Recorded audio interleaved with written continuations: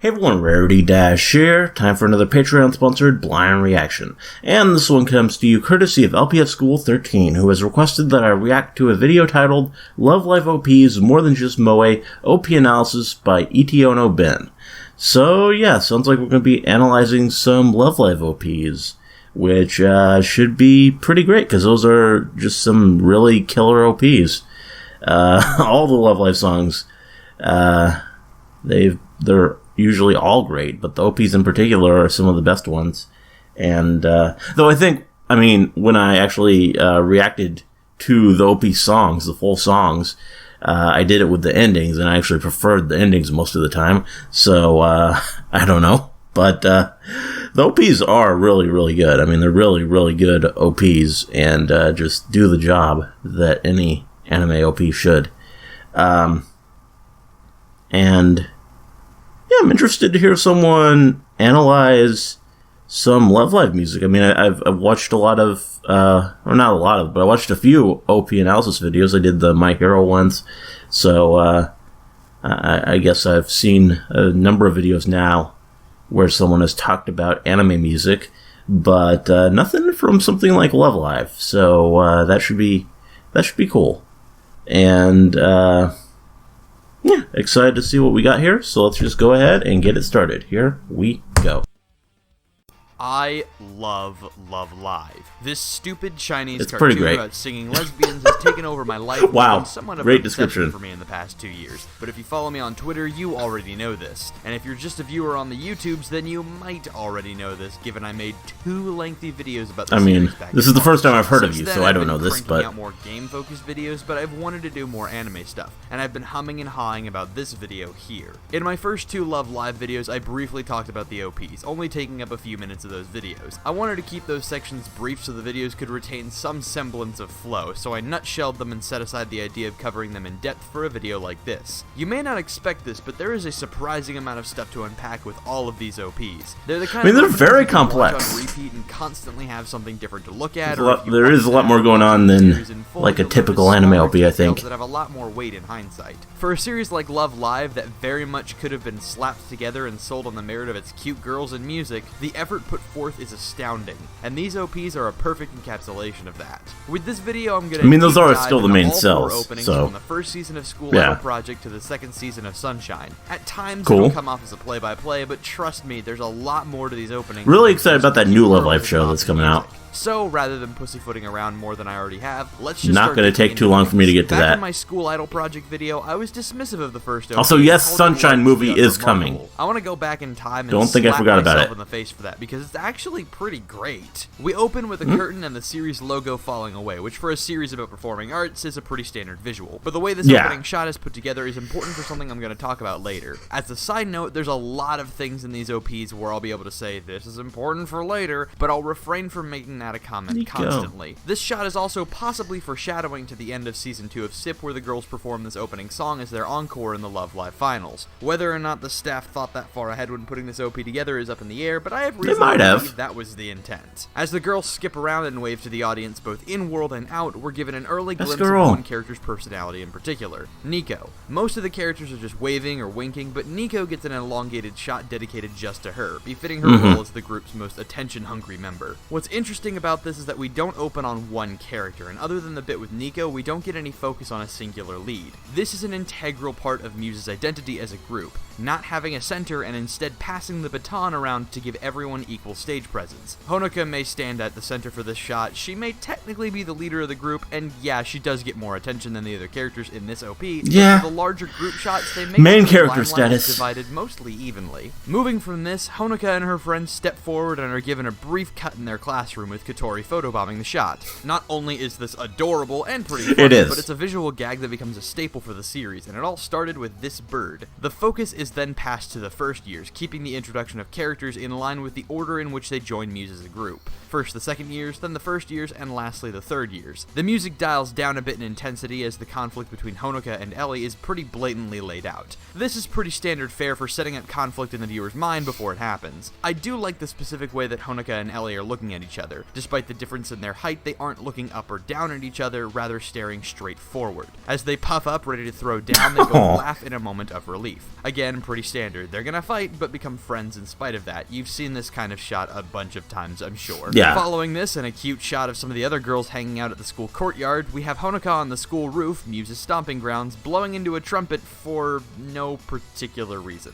It's cute, that's the long and short of it. As she blares on her trumpet, doves fly past, and this is another pretty standard image for anime openings, except in this case, there's a little more to it. These white birds become a visual motif throughout SIP in the first season of Sunshine, so this isn't just a generic visual flourish for the sake of the opening. Given the frequency of their appearances, logic dictates that they carry some sort of narrative weight. Looking into the traditional symbolism of doves, I couldn't help but laugh. In most art, doves are symbolic messengers of love and peace. This is actually pretty hilarious because any Love Live fans watching probably just perked up when hearing that phrase. It's also a smart symbol to use because as school idols, messengers of love and peace is an apt description of Muse. The long and short of it is that doves are a symbolic parallel to Muse, and there are layers to this visual that make it much more than just having white birds fly past to fill the screen real estate. The chorus kicks in and we're given a brief dance sequence which, yeah, the 3D hasn't aged phenomenally. Yeah, it is. Terrible. I mean, the last third-ish of this opening is mostly taken up by the dance number, but we're also given this cute image of all the girls chilling together. This shot also confirms that Nozo Ellie, Nico Maki, and Rin Pana are the correct ships.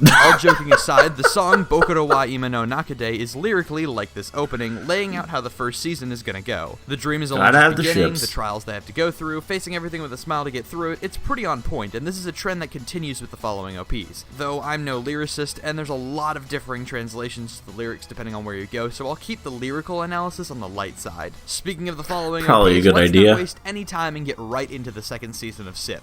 Right off the bat, holy shit, did the animation ever get a boost. This upward curve is something I talked about a lot in the previous videos, but these OPs are a perfect showcase of how far Love Live that first season, in a very short amount of time. 3D is As a the bit song starts, spotlights shine on each of the girls, using their specific image colors questionable. instead of just standard white. Honoka's is orange, Umi's is blue, Katori's is white, etc. This second OP is full of little references like this that fans of the multimedia aspects of Love Live will pick up on and probably get a kick out of. As the song kicks into full gear, the girls run in place, their dance reflecting the lyrics, and we're given the title card, backed by a crowd of Otonakizaka students. As the camera whips around, we can see that unlike the first OP that took place at the Love Live final stage, this OP takes place in the school gymnasium. I like that, it gives the OP a smaller scope and a more tangible environment. After a slick transition and a really nice tracking shot, we're treated to a shot of Rin playing with a hose while cleaning out the school poo. Poo?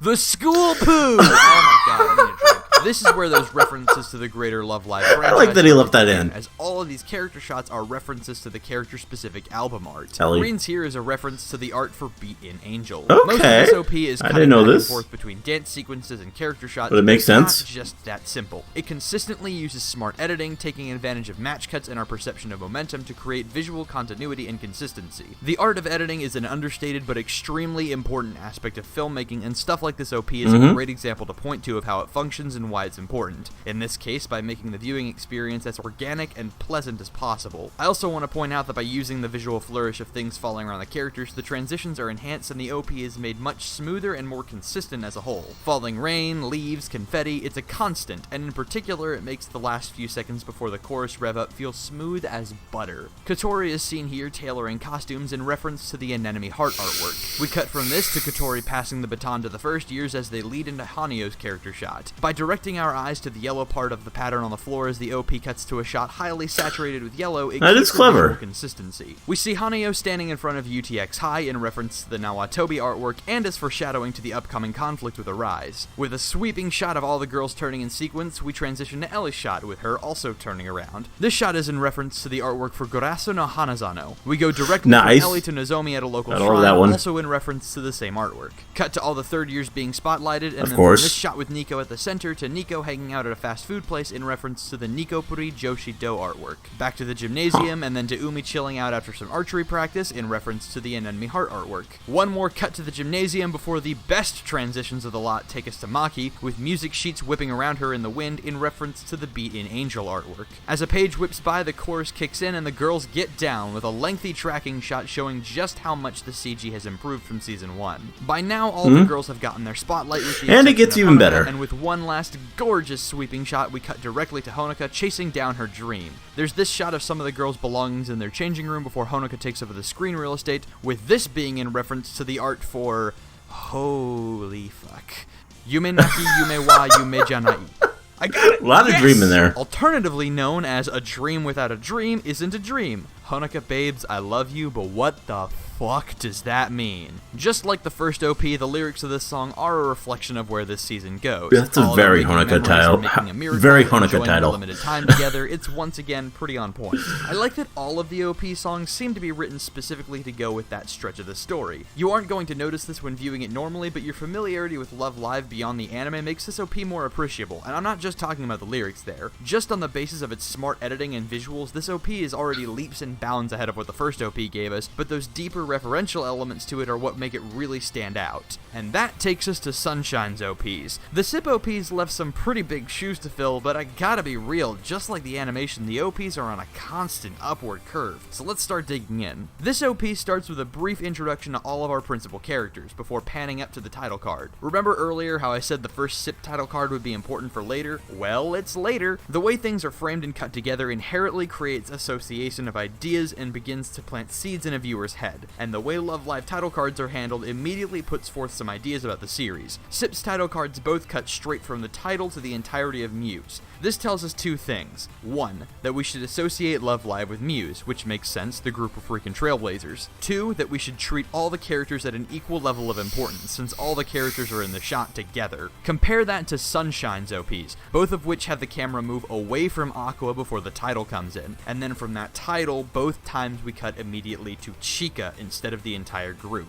This tells us two very different things from the SIP OPs. First, we are not to associate Love Live with Aqua in the same way we associate it with Muse. Muse is the spirit of Love Live. They are the gods of the idol world, whereas Aqua are just another group of competitors. Second, this tells us that this isn't Aqua's story as much as it is Chika's. Unlike SIP, Sunshine has a very defined main character that it revolves around. And, don't get me wrong, Honoko is always the crux of Muse as a group, and one of the most nuanced and fully realized characters of that series, but SIP isn't her story, it isn't her journey. All this is to say that the title cards of the differing Love Live series are very smartly used, especially because of the differences in their functions. Moving on from that title card, we start with a pan on all the girls dancing in a line. This large group shot is mostly eye candy, but there's one character here whose personality really shines, and that's Ruby. Ruby is very, very excited and fidgety in this group shot. Even in this big synchronized formation, Ruby still can't stay entirely composed. It's adorable. We're introduced to the second years and then get a shot of them hanging out at Chika's family inn. Riko runs away from Shiitake as Yo and Chika look on. Beyond the running joke that is Riko's phobia of dogs, this doesn't really tell us anything about the characters, though Chika and Yo's bewildered expressions are cute. We cut back to the group dance as it pans over to the first years, passing the baton as it were. Cut to Ruby and Hanamaru chilling on the roof before Yoshiko drops down doing her thing. You can only see it for a few frames, but we get a glimpse into who Maru and Ruby are based on their reactions to Yoshiko's antics. Maru is pretty relaxed, simply giving an "oh" face, whereas Ruby is a little more high-strung and shy, jumping back with a scared expression. After another cut to the stage dance, we get a shot of Chika looking out to a clear blue sky. As the petals change to grass and a storm rolls in, we get a glimpse of the third years. Despite it being more overcast and rainy, the blue sky can still be seen beyond the clouds, a pretty basic visual indicator that beyond what the third years are dealing with, things will get better. The third years symbolism there in this moment, since they clearly have some baggage to deal with. Some interjecting dance shots take us to a shot of the first years in a classroom. The chalkboard in the background apparently says "let's go," which is in sync with the lyrics of the song. Back to this shot of the third years, Chika runs past them towards a blinding spotlight, clearly laying out that whatever the third years are going through, she's going to be their guiding light through it. As she jumps, the spotlight flares and cuts to the series' staple white birds flying into the sky, scattering feathers. The way this is cut together implies that Chika will become one of these white birds and be just like Muse, but there's a different way this can be read as well. With the birds flying away and scattering feathers, I prefer to read this as symbolic of Muse flying away, leaving behind their memories and inspiring others. And sure, maybe the idea is just that Chika and Aqua will eventually fly off on their own too. But given the way the series goes and how these white birds are phased out of the series' visual identity moving forward, I like to think the latter is the idea that the shot is getting at. A single feather wipes to another group dance sequence, and holy hell, this shot is great. We get quick flashes of Yoshiko doing her thing, Maru using the spotlight, and a huge pullout to show the massive scale of the stage and the audience. I want to point out that last white feather feather flying out of shot. I feel like this plays into what I was talking about a minute ago, with the traces of Muse being edged out through the course of the series. This shot also takes advantage of a technique as old as being able to put a camera on a stick with this extreme pull-out. This is a tried and true filmmaking technique, using negative space and scale to convey significance of the image's subject, in this case Aqua. Not only do we get a glimpse into the scope and stakes of the series with this image, but it gets across the idea of just how small Aqua is in the bigger picture. It's important to note this is another point of contrast with the SIP-OPs, where large-scale pulls like this were never present. Yeah, part of that probably comes down to true. the technology and expertise of the animators at the time, but I mean, that's also probably true, but leap of scope that's worth pointing out. Following this, we get a shot of the girls hanging out on the roof before Yoshiko, Yo, and Daya photobomb it. This is cute and funny and continues that previously mentioned running gag that Katori started, but my favorite thing about this is the little things going on. First off,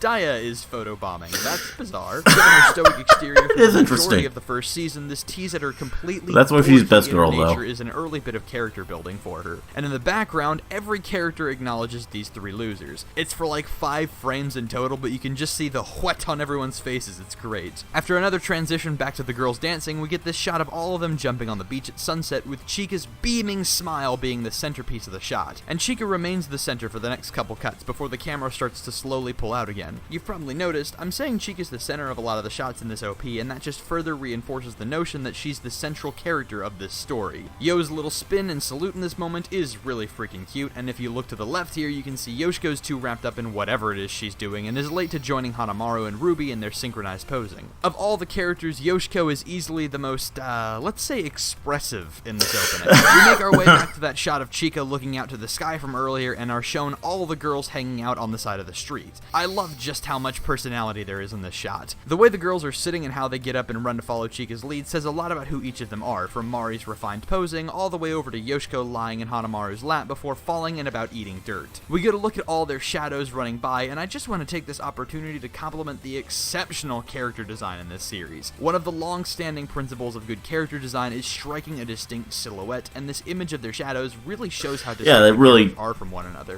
And proves that they did that. These silhouettes being distinct from one another mostly comes down to how their hair is done up. But you can tell who each of them are just from this, and I gotta give them credit for at least that much. The opening closes on all the girls posing together, and the most interesting member of the group here is Hanamaru. Many of the girls are doing the kinds of poses you'd expect out of them. Yoshiko's doing her thing, Daya takes a more mature stance, Yo's ready to set sail, Ruby's just really stinking excited to be here, the works. But Hanamaru is doing a cat pose, like the token anime cat girl pose. When I noticed this while taking notes for this video, my jaw just about hit the floor because this is hidden in plain sight, and it's really interesting. You'd never know this without watching the series, but there's a reason for this. When Hanamaru is first recruited into Aqua proper, her inspiration for becoming an idol is Rin. There are like 3 characters in Sunshine total who have a favorite member of Muse, and Hanamaru is one of them. So yes, this little cat pose in the opening is in fact referencing Hanamaru's character motivations. This could have just been a generic pose they had her do for the sake of Moe factor, but it's pretty clearly deliberate, and I think that's awesome. I know I've said it before, but it bears repeating just how much better the OP is. Don't think I ever noticed that. Along. I mean, just look at the time bar for this video. I didn't have nearly that much to say about either of the SIP OPs, and the series' fourth and now final OP is arguably the best of the lot, creating the peak of our upward curve. This OP starts with a twinkling light lowering towards Chica, and right from the start we can glean a lot from this. I look at this first shot as a visual representation of one of the series' core ideas. Chica is always looking for a way to find her radiance, a unique way to shine. However, every time she reaches for something, she's met with crushing failure. In this shot, Chica is reaching for a literal light, but as it gets to the point where she can grab it, it dissolves. The use of light in these opening moments is intense visually as well. From this more symbolic light to the blinding spotlights coming from in front of them, to the flash of light as Chica reaches forward and all the different strobes and lasers flying around. It's really impressive visually, and by God if that didn't apply to the entire OP.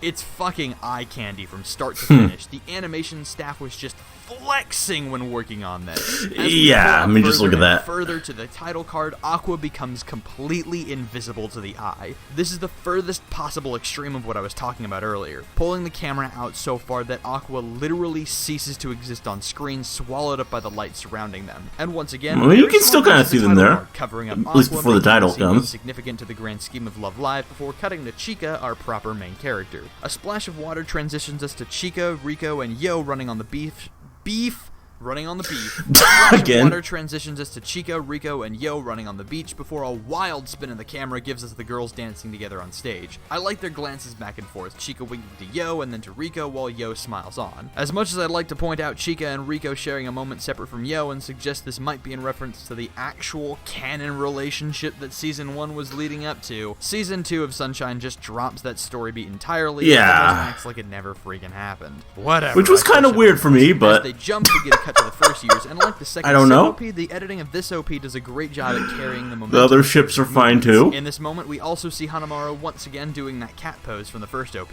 We get a couple cuts of the girls dancing, and then this really stinking cute shot of Chica playing to the beat with her orange drumsticks. It doesn't mean anything, it's just a cute shot, and I freaking love it, and I love her!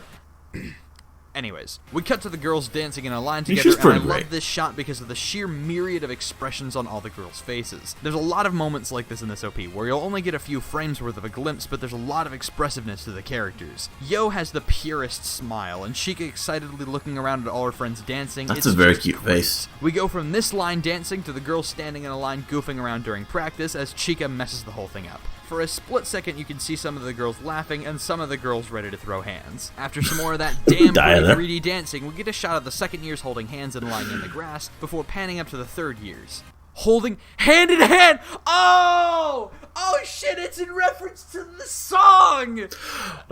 I see.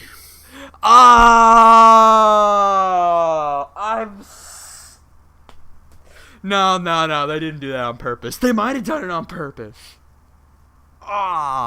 There's a subtle callback to the first OP's shot of the third years with the grass blowing past them in the wind. We also get a callback to the third year's arc of reuniting, centered around Mari's fountain. Pull out from heart shape in Hanamaru's hands as the first years once again pose in the same classroom from the first OPs. As they go to pose, we get a cut back to the stage, carrying their poses into a stride, with the image divided down the middle as two different camera angles converge into one solid image with a flash of light. And that's pretty cool. Holy crap, the amount of individual character movement going on in just this one image is impossible to keep up. Yoshiko, Mari, and Daya all wink as they wave to the audience, Hanamaru does another cat pose, Kanon swims past, Ruby jumps in excitement, all this before they line up as we get some rapid cuts before the chorus drops. As the chorus drops, we get some sweeping shots of the Akiba Dome, using the flying balloons and an audience member's glow stick to transition between them. As we get an overhead shot of all the girls, there's a really cute background detail in the lights around their feet. Like the second SIP OP, these lights are all in their character-specific colors, but they went beyond just color and used their characters' symbols. Mari's is purple stars, Daya's is a red flower, and I want to say it's an azalea.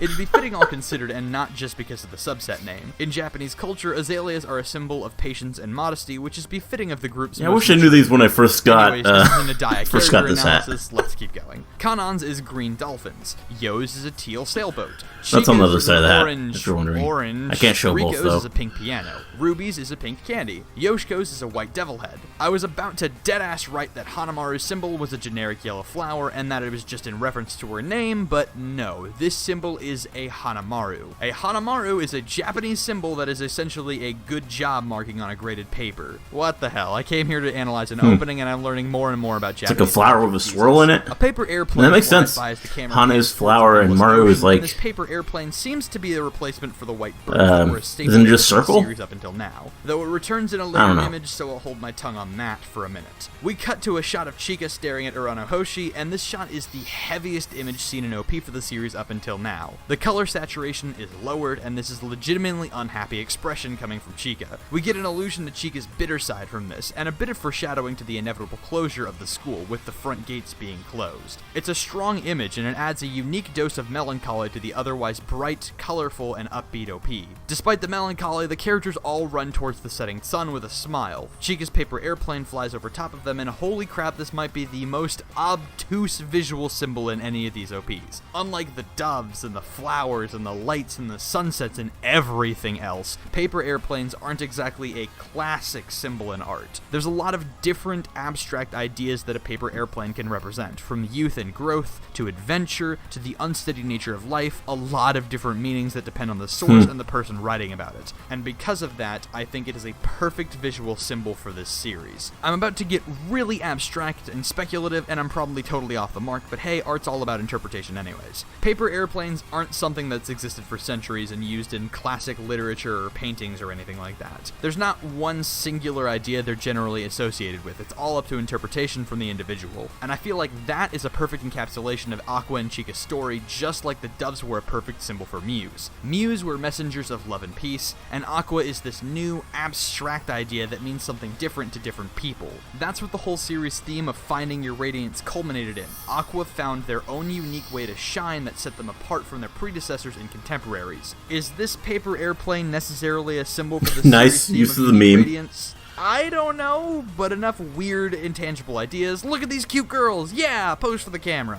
And with that, this little trip through the Love Live OPs has reached its end. From its humble beginnings to fantastic heights, these OPs are shockingly jam-packed with things to talk about. I'm kinda surprised just how long this ended up going for. Yeah, lots of great character shots. 25-minute video about Love Live detail OPs. That's in almost every image, the visual symbols used, and the very, very smart editing. Yeah, there's a clear hierarchy to it all, but these OPs are legitimately great no matter how you slice it or which one you're talking about. They are. I have a lot, and I mean a lot of respect for the staff behind Love Live. Like I said before, this anime could have very easily been slapdashed together, churned out, and made a ton of bank just on the merit of its cute girls and music.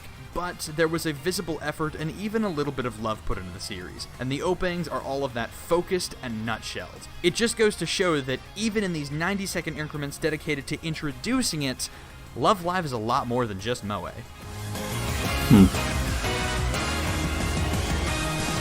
Well, there we go. That was a cool. I guess there's a little bit left.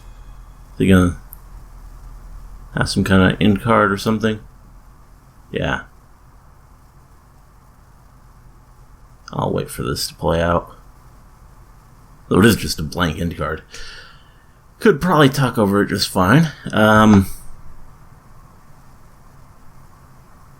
So yeah, there we are. That was that was a pretty good video. Nice bit of analysis there. He did a good job with it. Got me to notice some things that I hadn't ever really noticed before, and it was pretty entertaining. I mean, really dissected those openings quite well, and it was interesting to see some of the stuff that went into them and how they really encapsulated what their respective series were about. And I mean, they're great songs. We didn't even really talk about that part of it so much, but the animation. The animators really go all out with these OPs these days. They really just put so much effort into making them reflect what the anime is all about, and especially in a show like Love Live. And I say these days, even though I mean these, like especially the first Love Live, not really that modern anymore. But you know what I mean. And I am really excited about the new Love Live. It's kind of, I guess, maybe cool to watch this now when that's on everyone's mind. I wonder what the new OP's like. Because it started, right? I mean, yeah, it started in October, so probably a few weeks ago. So that'll be something fun. That'll definitely be a Wednesday anime in the near future.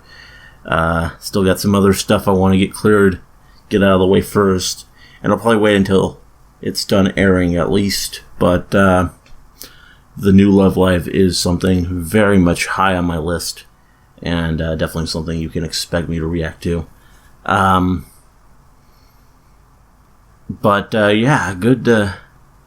It's good to see these characters again. I mean, it's kind of been a while since I've seen the Love Live cast with my hiatus and everything. I mean, you guys have been keeping the Love Live coming fairly steady, but because I took that break, haven't really had my Love Live fix in a while.